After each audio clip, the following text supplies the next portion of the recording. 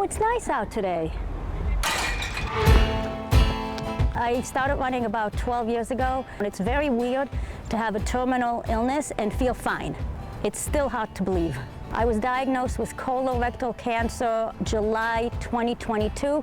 I had tumors on my colon, my liver, my lungs, and my lymph nodes. It was a shock for about 2 days, and then I realized, well, I could still run. For my mental health, I think that's been the most important thing.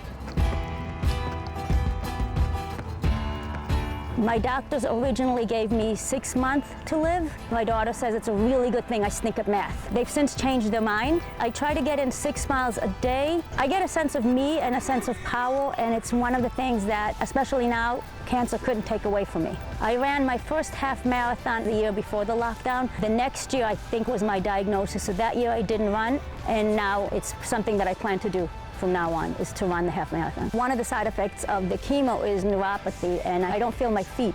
So when I run, I have to periodically make sure that I make contact with the ground. So I am somewhere between Orthodox and modern Orthodox. We wear skirts that cover the knees, but it does have the little leggings sewn in, and I wear pink because one needs a touch of color. Sleeves that cover the elbows, no low necks, and cover our hair. She is the fiercest woman I ever met. They had told her 6 to 9 months, but she didn't tell me right away. And afterwards I said, why didn't you tell me? And she said, I didn't tell you because I knew it was never true.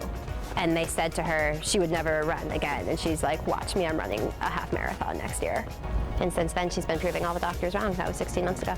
I got into running because of her. We have a tradition of doing the Houston Half Marathon together. We've done it every year since 2020. She is incredibly fast. So we start together, and then she goes, wee, and she takes off. My mom and I will both be running the half marathon together as a fundraiser for the American Cancer Society. We always run for charity because there's always a point in training where you want to quit.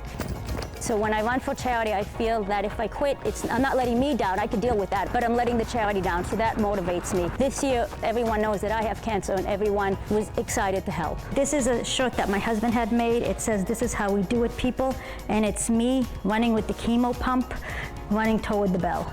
I think dealing with cancer has 2 parts. The first part is you have to have a team of medical professionals that you trust and do what they say.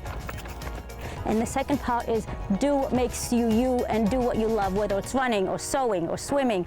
You have to keep you through the struggle. Watching her cross that line, like in that shirt that my father made that says "Kicking Cancer's Ass," is going to be incredibly beautiful for all of us. I'm looking forward to finishing and being able to say this is what stage 4 cancer looks like.